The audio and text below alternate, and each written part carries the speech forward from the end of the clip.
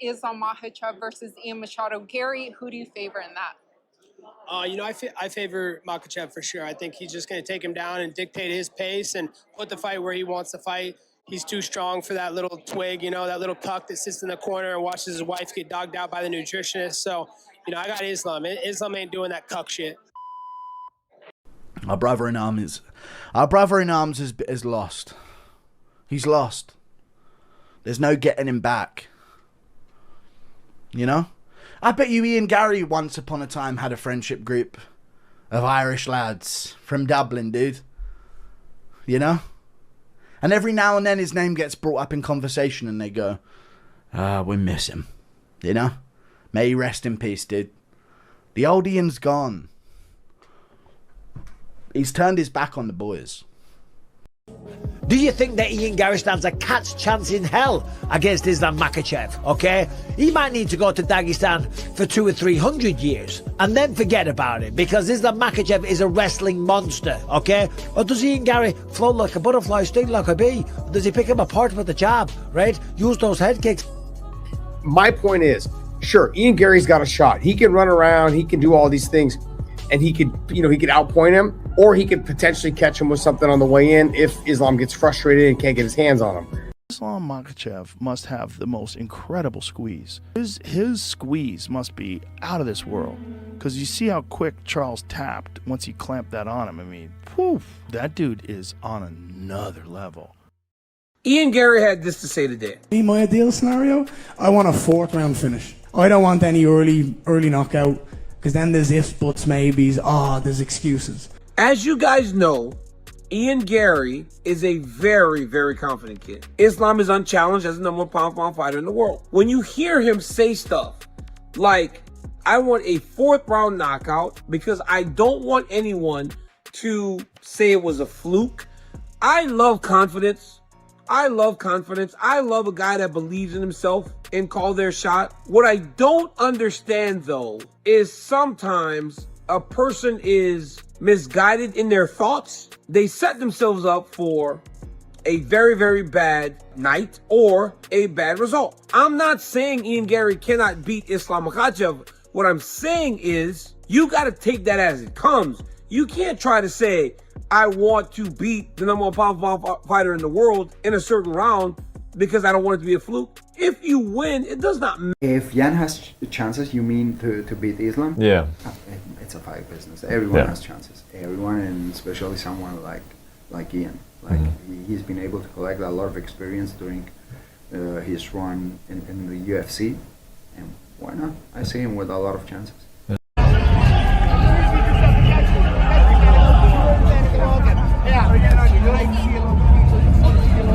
Let's do that fighter exit though, and he's fine with it.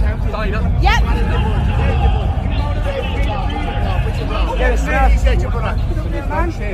Who's this? Sorry, mate. If you want to go and watch Cormier. it, you can go watch it. Yeah. She's fly with you.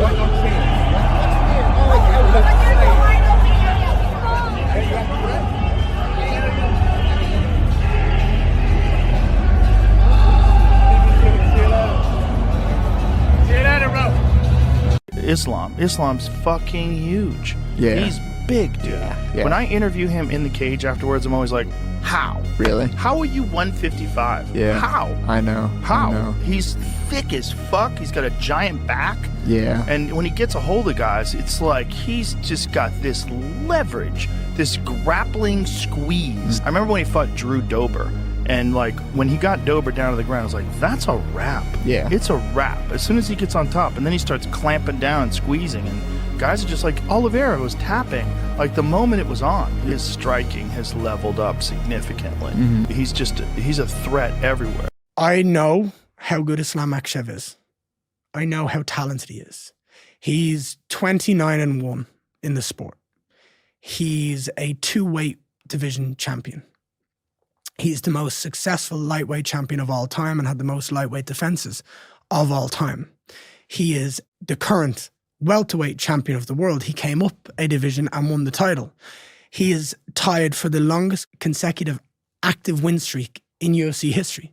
And if he wins his next fight against me, he will break the record for the longest consecutive wins. And that's the man I get to fight to prove that I'm the best in the world. Sounds to me, though, like all of those things are your energy source. When I beat him, it is undeniable that I am great. I wanted to be a world champion. I wanted to prove I was one of the best in the world. And I have to do that by beating some of the best in the world. So for me, there's no fear. Well, I think his squeeze is just phenomenal. Like, because if you see the way he tapped Drew Dober too, the same sort of situation, he gets guys on the ground and I think it's just a next level power and squeeze. Some dudes just have next level squeeze and next level like grappling power, and he's developed that his whole life. He's also enormous for 155. He's about as big as you can get and safely make 155 pounds. I've never seen him in person. He's big. He's about 190.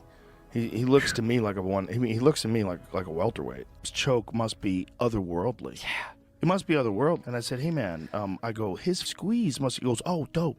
I had him demonstrate a choke on me. And I thought it was gonna be fun. You know, like, show me how you do that. Show me how you do it. He goes, dude, grabbed a hold of me. I was like, oh, this guy's gonna choke me. And that's DC. Yeah, look at him, right? 2-division champion. But look at, crazy, man. The moment he gets to the side, watch this pass, clamps it down. Fast. Oh, they cut it. They cut a little snippet where he passes. Yeah. But it's once he passes, that's Charles just though. taps. Yeah. And he taps like that. Yeah. A monster. Charles is a guy that just changed. Yeah. Like, whatever he was before, it's like you got to forget that when you fight him. You're fighting this do or die assassin. Yeah. He's just an assassin. And something shifted and he became the best lightweight in the world. It's the weirdest thing, man. It's got to be just mental. I mean, he said that it was the birth of his daughter. That can do it. That it just was, you know, he was just so committed and driven now. Yeah. And I mean, but like the way he fights too, man, he's so exciting. That guy's, he just goes right into the fire, man. Islam fights Ian. Who wins? Of course, I think Makhachev gonna win. Makhachev is a double champ, really good fighter. Ian Garry is the underdog, but I really believe like Ian have a really good skills to beat Makhachev. Who would you prefer to fight? The both would be good. For the legacy, Makhachev is great, you know, just one loss, a lot of winning streak. But for me, by person, I prefer Ian. That lose for me is still a little bit painful, so I think me and Ian, we still have some business to do. Islam's fighting next month against Ian Machado. Gary, who do you got in that fight? I got Islam. How? Submission. Islam right now he's the best, so they're hard to beat him. I gotta rewatch Ian Gary's fight because I don't know him very well. People saying he has a good takedown defense. So I know everything in my division, but I don't know a lot of people in 170. You think Ian is a good choice to test Islam, who will be going for his 17th straight UFC win, trying to break Anderson Silva's record, which he's currently tied with. Oh wow, yeah, that's wow. I think it's gonna be a good fight. Ian Garry, it's definitely a tough opponent, very good striker. But Islam once again is gonna be his goal gonna be to bring the fight to the ground, and I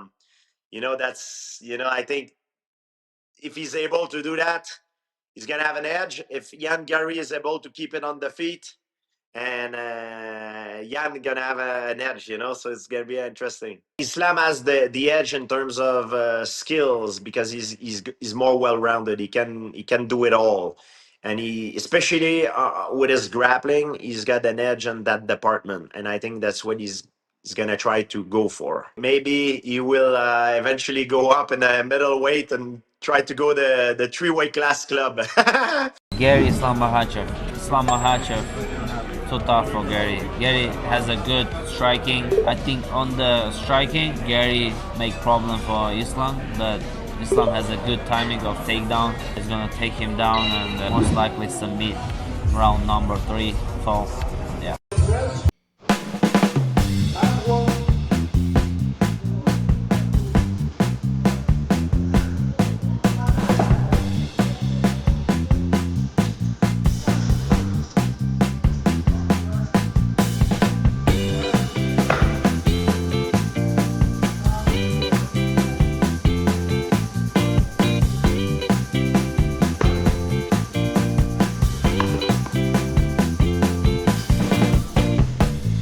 I think from what I've seen with Ian Garry, he's a guy that can get it done. Again, Islam is one of the greatest to ever do it in this game. He's dominant in his field, and now he's at welterweight. Like against JDM, I thought JDM scrambling would give him problems, but nah, it wasn't the case. But with Garry, the fight with Shavkat, he got close at the end as well to finishing Shavkat, but the way he handles Shavkat's grappling, I wouldn't say foreshadow what's gonna happen with that fight, but I haven't actually looked at that fight too much yet, but I'm excited for that fight just because it's like, again, another one of those ones where it's like destiny. A guy like Ian Machado, who's come up, had this dream, been calling it since day dot, and he's been saying, I'm the future.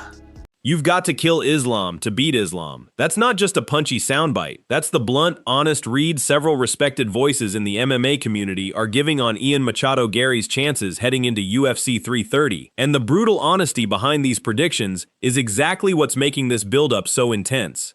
Ali Abdelaziz, Islam Makhachev's longtime manager, didn't hold back when Garry started drawing comparisons between this fight and Conor McGregor's legendary 13-second knockout of Jose Aldo back in 2015. I've been listening to Islam's opponent talking, Abdelaziz said. Here are the facts. He's 2-1 in his last 3 fights. That's a manager cutting straight through the hype with cold, hard numbers, dismissing the entire premise of the comparison before it could even gain traction. Makhachev's own camp has echoed that same dismissive tone throughout fight week, with reports characterizing their overall response to Garry's confidence as essentially telling him, "You're not Conor." That kind of blunt assessment runs throughout nearly every corner of the MMA community right now. One analyst, breaking down exactly why he sees this fight ending badly for Garry, didn't even try to soften his prediction. Because Islam Makhachev is the GOAT, he said. He's going to take him down. The man's Irish. They don't wrestle in Ireland, for crying out loud. That's about as brutal a dismissal as you'll hear in combat sports commentary, reducing Garry's entire wrestling defense to a punchline before even acknowledging his actual UFC resume. Former UFC fighter Zubaira Tukhugov offered a more technical version of that same brutal confidence, built on first-hand knowledge of exactly how disciplined Makhachev's preparation has been. I think he'll submit Garry via choke in the 2nd or 3rd round, Tukhugov told Telecom Asia Sport.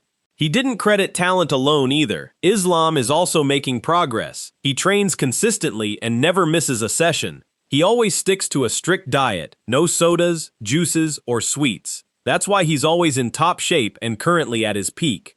According to Tukhugov, this isn't a competitive fight that could go either way. It's a mismatch built on years of relentless discipline meeting a challenger who, in his eyes, simply doesn't have the tools to survive it. That brutal framing extends into how several analysts have broken down Garry's path to actually winning rounds at all. One host put it about as harshly as possible when discussing Garry's takedown defense against a fighter with Makhachev's chain wrestling ability. If someone like Islam gets to him, it'll be a long night for Ian, he said, pointing directly to how Shavkat Rakhmonov exposed real vulnerabilities in Garry's takedown defense during their previous encounter. The implication was clear. If Rakhmonov could find those openings, Makhachev, a fighter with a significantly more advanced and relentless wrestling pedigree, should have no trouble doing the same, and likely finishing what Rakhmonov couldn't. Daniel Cormier took a different but equally brutal angle, aiming his criticism less at Garry's physical tools and more at what he sees as a fundamentally flawed mental approach heading into the biggest fight of his life. Garry has publicly stated he wants a specific kind of victory, a dominant 4th-round finish that proves he genuinely outclassed Makhachev rather than catching him with a lucky sequence. Cormier considers that mindset a serious liability. Sometimes, a person is misguided in their thoughts, and when they're misguided in their thoughts, they set themselves up for a very, very bad night, or a bad result, Cormier said bluntly on his own YouTube channel. You can't try to say, I want to beat the #1 pound-for-pound fighter in the world in a certain round because I don't want it to be a fluke. If you win, it does not matter how you win. According to Cormier, Garry isn't just facing a dangerous opponent, he's potentially sabotaging his own chances before the fight even starts by scripting an outcome instead of simply focusing on survival and adaptation. It's a genuinely harsh assessment when you consider what Cormier is actually implying. He's not just questioning Garry's physical ability to compete with Makhachev. He's suggesting Garry's own public statements, the confidence that's fueled his entire rise through the welterweight division, could become the very thing that undermines him once the fight actually starts. That's a different kind of brutal prediction than simply picking a winner. It's a warning that Garry's greatest strength, his self-belief, might be working against him in this specific matchup. Jon Jones added his own weight to the brutal consensus forming around this fight, and given how rarely he elevates other fighters into serious conversation, his comments carried real significance. I assume that Islam is going to win that one, just because of his wrestling pedigree, Jones said. To be able to dictate whether the fight is going to be standing or on the ground is a great gift. He went further, placing Makhachev in genuinely rare company. Islam may just be one of the greatest fighters in the world. Right now, it's me and maybe him. That's not just a prediction against Garry. That's Jones essentially arguing the entire premise of the fight, whether an unproven challenger can overcome a fighter operating at a historically elite level, is settled before it even begins. Even fighters who acknowledge Garry's genuine talent have found themselves circling back to the same brutal bottom line. One analyst credited Garry's footwork, cage awareness, and distance management directly, predicting he'd look really good on the feet. But even that praise came wrapped in an ultimate concession to Makhachev's overall dominance, with the same voice still landing on Makhachev as the pick specifically because of his championship experience, his ability to adapt mid-fight, and his relentless control across 5 rounds. That's the pattern showing up again and again across this build-up. Analysts credit Garry's tools individually, his range, his speed, his confidence. But nearly all of them arrive at the same brutal conclusion once they weigh those tools against Makhachev's proven track record of dismantling exactly that kind of opponent. There's a numbers-based version of this brutal case too. Makhachev enters this fight with a 28-1 record, 18 stoppages, and a 16-fight winning streak that's tied for the longest in UFC history. That resume includes wins over Arman Tsarukyan, Alexander Volkanovski twice, Charles Oliveira, Dustin Poirier, and most recently, a clean decision over Jack Della Maddalena to capture the welterweight title. Every one of those opponents entered their fight with Makhachev, believing they had a legitimate path to victory. Every one of them left having discovered exactly how difficult that path actually was. Garry's resume, 2 wins and 1 loss in his last 3 fights, simply doesn't carry the same weight against that specific standard, and several analysts have made that gap the central pillar of their brutal predictions. Not everyone has fully bought into the idea that this fight is a foregone conclusion, and it's worth being honest about that too, because the split itself is part of what makes this build-up so compelling. A handful of voices in the exact same discussions praising Makhachev's dominance have also flagged real, specific reasons for hesitation: Garry's unusual height and range, his excellent takedown defense against most opponents, and his own genuine belief that he possesses tools nobody in Makhachev's recent opposition has brought into the cage. One host even predicted an outright Garry win, driven by a read that Makhachev would gas before Garry does, across a full 25 minutes. But even among those more optimistic reads, almost nobody is treating a Garry win as easy or automatic. They're simply arguing it's not impossible, a considerably more modest claim than outright confidence in the underdog. That's ultimately what separates this build-up from a typical lopsided title fight. The brutal predictions aren't coming from casual fans dismissing an unproven fighter out of ignorance. They're coming from former opponents who've actually felt Makhachev's dominance firsthand, from managers who've studied Garry's record line by line, and from analysts who respect Garry's talent individually, while still concluding, almost unanimously, that none of it adds up to enough against a fighter operating at Makhachev's current level. So where does that leave things heading into August 15th? The brutal consensus across most of the MMA community leans hard toward Makhachev, built on wrestling pedigree, championship experience, and a resume that speaks for itself, against far more proven competition than Garry has faced to date. But a real, if smaller, contingent still believes Garry's size, range, and sheer self-belief give him a genuine, if narrow, path to the biggest upset the sport has seen in years. What's your prediction? Do you agree with the brutal consensus that this fight is essentially over before it starts? Or do you think Garry's tools give him a real chance nobody's giving him enough credit for? It's rare to see this many respected voices in the sport line up this decisively behind one fighter, from a former opponent's specific round prediction to a rival champion putting Makhachev in his own GOAT tier. And that consensus alone tells you how seriously the entire combat sports world is treating this title defense. Drop your pick in the comments, and subscribe for more UFC 330 breakdowns as Fight Week approaches.